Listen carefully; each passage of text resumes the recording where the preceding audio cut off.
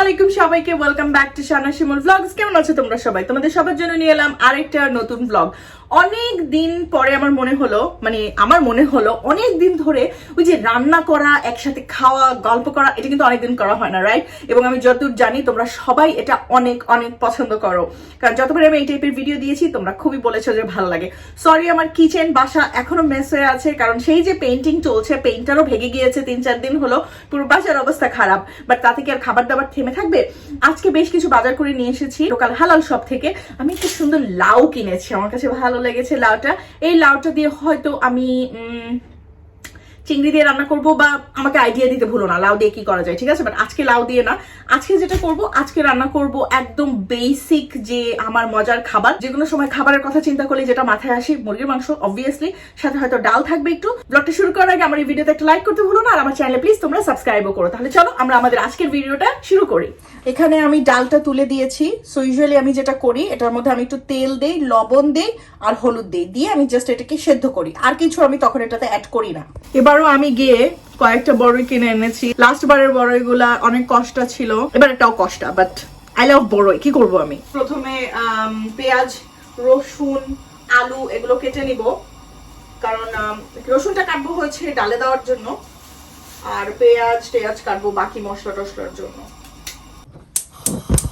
So আমি এখন যেটা করছি সেটা হচ্ছে মুরগির জন্য আমি পাতিল নিয়েছি। তোমরা এই পাতিলটাকে অনেক চিনো সবাই, কারণ এই পাতিল আমি সবসময় ব্যবহার করি মুরগি রান্নার জন্য। এটা আমার জাতীয় পাতিল ফর মুরগি। সো এখন আমার এখানে গরম মশলাগুলো আছে, আস্ত গরম মশলা। তেলটা যখন গরম হবে তখন আমি এগুলো দিয়ে দিব। এখন আমি পেঁয়াজ দিয়ে দিচ্ছি, পেঁয়াজ দিব 2 কাপ। আমার ডালটা হয়ে গিয়েছে। এখন আমি যেটা করব, ডালটাকে হালকা আমি ম্যাশ করে দিব এই যে এই পটেটো ম্যাশার দিয়ে। হ্যাঁ, বাংলাদেশে ডালের জন্য যে জিনিসটা ব্যবহার করে ডাল ঘুটনি, ওটা আসলে আমার নেই, আনতে হবে ইন ফিউচার। আমি একটু পাতলা ডাল রাঁধতে পছন্দ করি, কারণ পাতলা ডাল অনেক মজা হয়। এখন এই পেঁয়াজটা স্বচ্ছ হয়ে এসেছে, তখন অ্যাড করে দিব টমেটো।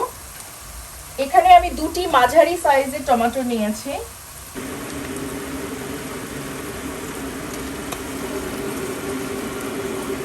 সো এখানে আমি মশলা অ্যাড করে দিচ্ছি। তোমরা দেখতে পাচ্ছ অলরেডি আমি মরিচ, ধনে গুঁড়া, জিরা গুঁড়া দিয়েছি, সাথে দিচ্ছি গরম মশলার গুঁড়া। প্রথমে তো কিছু আস্ত গরম মশলা দিয়ে নিয়েছি, এতে মুরগির ফ্লেভারটা অনেক সুন্দর হয়। এরপর দিব হচ্ছে হলুদ গুঁড়া। আমাদের বাঙালি রান্নায় হলুদ গুঁড়া না দিলে হয়? সবকিছু আমি এখন একটু নেড়ে নিচ্ছি। তোমাদের কাছে যদি মনে হয় যে মশলা নিচে ধরে যেতে পারে, সেক্ষেত্রে তোমরা যেটা করতে পারো, একটুখানি পানি অ্যাড করে নিতে পারো, কোনো সমস্যা নেই, এতে মশলাটা পুড়ে যাবে না। আমি যেটা করেছি 2 টেবিল চামচের মতো পানি অ্যাড করে নিয়েছি। এখন এইটাকে ভুনা ভুনা করবো অ্যাটলিস্ট 3-4 মিনিট, যতক্ষণ পর্যন্ত পানিটা একদম শুকিয়ে না যাচ্ছে। আমি এখন যেটা করব, আমি এই শানের চিকেন মশলা যেটা, সেটা আমি ব্যবহার করব। সাধারণত মুরগি মাংস রান্না করলে আমি আমার মশলাগুলোই ব্যবহার করি। সেই সাথে যেটা করি, 1 টেবিল চামচ আমি এই মশলাটা অ্যাড করি। খুবই নাইস একটা ফ্লেভার হয়, মজাও লাগে অনেক। আমি বারে বারে পানি অ্যাড করছি অল্প অল্প করে, আর বারে বারে এটাকে আমি কষিয়ে নিচ্ছি। যত বেশি কষাবো তত মজা হবে এটা।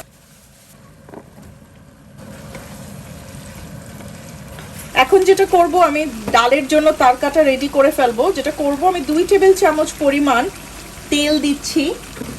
তেলটা একটু হালকা গরম হওয়া পর্যন্ত আমি অপেক্ষা করব। ডালের ফোড়নের জন্য গরম তেলে শুকনা মরিচ, পেঁয়াজ, রসুন কুচি, মৌরি দিয়ে আমি ভালোভাবে ভেজে নিব। তারপরে ডালে অ্যাড করে দিব, সেটা কয়েক মিনিট রান্না করে ধনেপাতা কুচি দিয়ে পরিবেশন করব। That's it.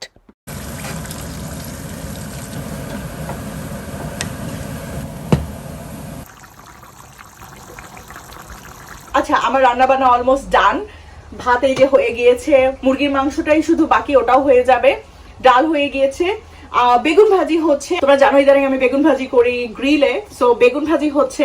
এখন যেটা করব, এখন সালাদ বানিয়ে ফেলবো। ক্লাসিক সালাদ, আমি জানি এটাতে বলার কিছু নেই, শসা টমেটো, বাট এটা আমার এত পছন্দ এবং আমি সব সময় দেশি সরিষার তেল ব্যবহার করি এই সালাদের জন্য।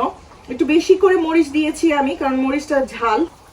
ছোটবেলায় আমাদের সালাদ বানানোর দায়িত্বটা ছিল আমার আব্বুর উপরে।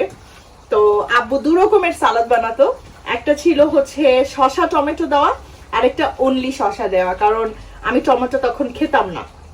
আর আমার বাসায় একটা ভালো জিনিস ছিল, যেটা আমার ফ্যামিলিতে কখনোই যে জিনিসটা আমি খেতাম না বা পছন্দ করতাম না ওটা জোর করে খাওয়াতো না আমাকে, কখনোই খাওয়াতো না। এই জিনিসটা আমার অনেক ভালো লাগতো। এখন তো টমেটো ছাড়া সালাদের কথা চিন্তাও করতে পারি না, ধীরে ধীরে খাওয়া শিখে গিয়েছি। এই সালাদ আমি সবকিছুর সাথে খেতে পারি, পারফেক্ট। সাথে কিছু জারা লেবু আছে, টেস্টও মজার এটার। সো এখন আমি খাওয়া দাওয়া করব। খাওয়া দাওয়ার জন্য আমি সবার আগে নিয়েছি হচ্ছে আমার বেগুন ভাজিটা। বেগুন ভাজি দিয়ে আগে ভাত খাবো, তারপরে মুরগির মাংস, ডাল, সালাদ একে একে সবগুলো খাবো। সো বেগুন ভাজি দিয়ে আমার খাওয়াটা আমি আগে শুরু করি। বিসমিল্লাহ।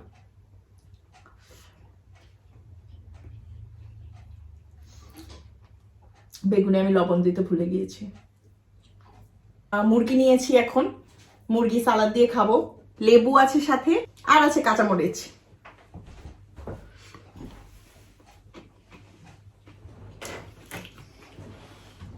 মুরগিটা অনেক মজা হয়েছে।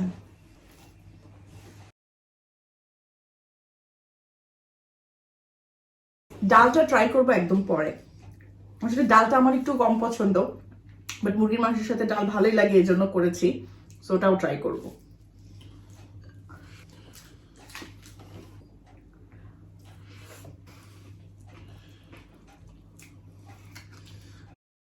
সাথে ও এখানে পড়ছে, আমি ভাবছি যে কোথাও পড়ে গেছে। লেবুটার রস অনেক কম, বাট খোসাটা মজা।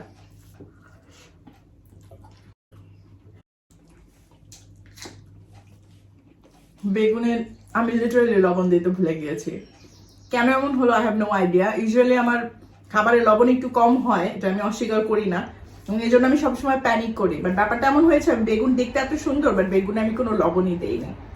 মুরগিটা like one of the best chicken curry আমি রান্না করেছি। আমি সত্যি কথা বলি, অনেক অন্য রান্না যে আমি অনেক ভালো পারি এমনটা আমি কখনো দাবি করি না, কিন্তু ব্যাপারটা এমন হয় মুরগিটা রান্না করতে করতে মনে হয় যে আরো বেশি মজা হচ্ছে আমার আজকাল। সো মুরগিটা অনেক মজা হয়েছে। মরিচ শেষ, আরেকটা মরিচ নেই।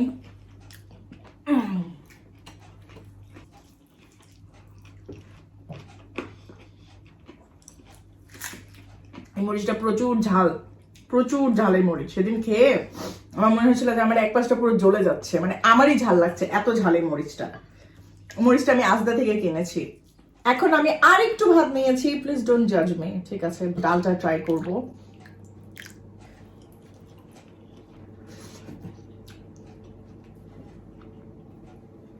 এই প্লেটটা ডালের জন্য ঠিক না, একদম এই টাইপের প্লেট হতে হবে এমন। ডাল খেতে মজা, ঝোল খেয়েও মজা। আমার আম্মু তো আমাকে বলে আমি নাকি ঝোল খাই ডালের মতো করে, কারণ আমার ঝোল এত পছন্দ।